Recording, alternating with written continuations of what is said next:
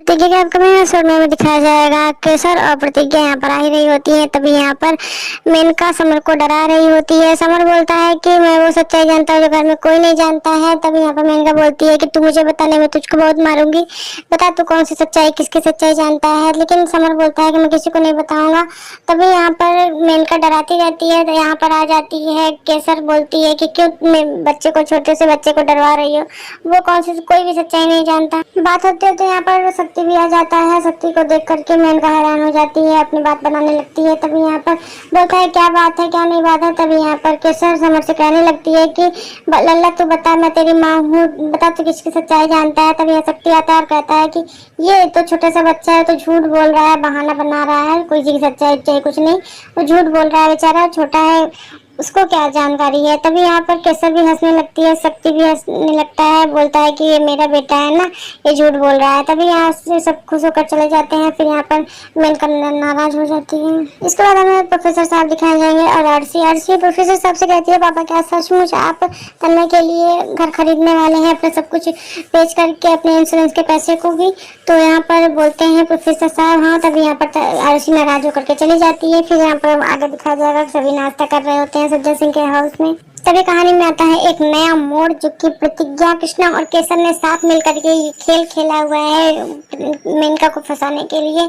यहाँ पर कृष्णा फोन करता है एक, तभी यहाँ पर जाती है मेनका की अम्मा फोन उठाने के लिए कि कौन बोल रहा है। तभी वहाँ से बोलता है कृष्णा की रसीली बाई बोल रही है क्या। तभी यहाँ पर हैरान हो जाती है उसकी माँ सुन करके कि रसीली बाई तो नाम केवल वहीं पर कोठे पर ही लोग जानते थे, यहाँ पर कैसे फोन आ गया। तभी बोलते हैं नहीं ये तो गलत नंबर लग गया है। तभी यहाँ पर शक्ति भी पूछने लगता है, लेकिन ये मेनका सारी बातों को टालने लगती है कि मेनका उसकी अम्मा इस बात को सोच सोच के हैरान। छबीली बाई बनारसी कौन जानता होगा, ये तो केवल राधे ही हो सकता है। यहाँ पर मेनका बोलती नहीं राधे नहीं हो सकता, राधे को बताना होता तभी तक कब का राधे बता चुका होता। लेकिन फिर भी दोनों लोग सोच सोच के इस बात को बहुत ही ज्यादा हैरान है। तभी यहाँ पर बात ही कर रही होती है तो आ जाता है शक्ति, धीरे शक्ति आता है, पूछता है क्या बात है यहाँ पर। तभी उसके अम्मा बोलती है कि आप तो हमारी बेटी पर बिल्कुल ध्यान ही नहीं दे रहे हैं।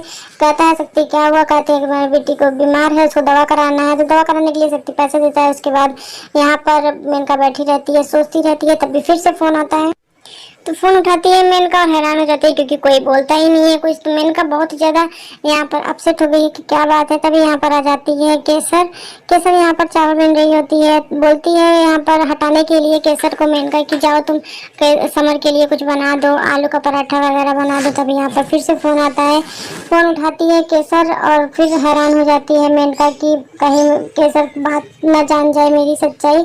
तो यहाँ पर जब केसर चली जाती है तो मेनका फिर से फोन उठाती है। तभी यहाँ पर उधर से जो फोन करता है वो होता है कृष्णा दर्शन, और कृष्णा भेष बदल करके यहाँ पर आवाज बदल के बात कर रहा है उसके कोठे वाले की आवाज में।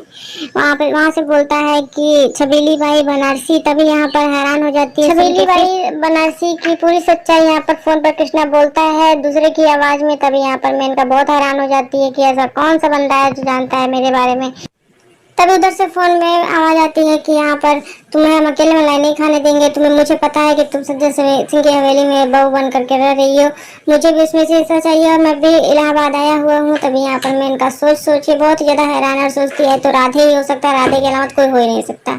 जाती है राधे से मिलने के लिए। राधे बोलता है बताओ तुमने क्यों बुलाया मुझे। तभी यहाँ पर वार्निंग देती है मेनका राधे को कि तूने क्यों मुझे बार बार फोन करके तंग कर रहे हो। लेकिन यहाँ पर राधे बोलता है कि मैंने फोन ही नहीं किया तुमको, तुम्हें ये केसर फंसा रही है, केसर की सारी साजिश से मुझे लगता है। लेकिन इसको मेरा विश्वास नहीं होता है बिल्कुल भी मेनका को कि केसर ऐसा कर सकती है। तभी यहाँ पर प्रोफेसर साहब दिखाया जाता है, प्रोफेसर साहब को चश्मा गिर जाता है, चश्मा उठाता है यहाँ पर तन्मय बोलता है प्रोफेसर साहब से अपने घर के कागजों के लिए, पैसों के लिए। तभी यहाँ पर प्रोफेसर साहब बोलते हैं मैंने केवल बात की थी घर के लिए, घर खरीद का डिसीजन मैंने अभी तक नहीं लिया था, वैसे भी ये घर तुम्हारा ही है। तभी यहाँ पर तन्मय बोलता है हाँ एक दिन ये घर मेरा ही केवल होगा। ये एपिसोड समाप्त हुआ। आगे के एपिसोड देखने के लिए चैनल को सब्सक्राइब कर लें।